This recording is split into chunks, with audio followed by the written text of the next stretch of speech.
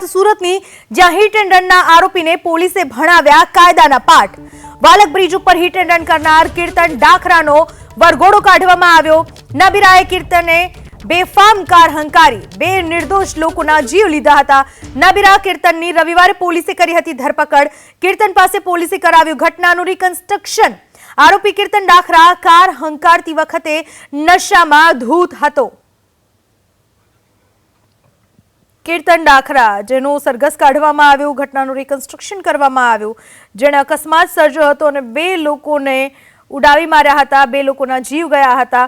આ જ ઘટનામાં હવે પોલીસે આ શખ્સને કાયદાના પાઠ ભણાવ્યા। કીર્તન ડાખરા જેનો વરઘોડો કાઢવામાં આવ્યો, પોલીસે આખી ઘટનાનું રિકન્સ્ટ્રક્શન કરાવ્યું, દ્રશ્યમાં જોઈ શકાય છે।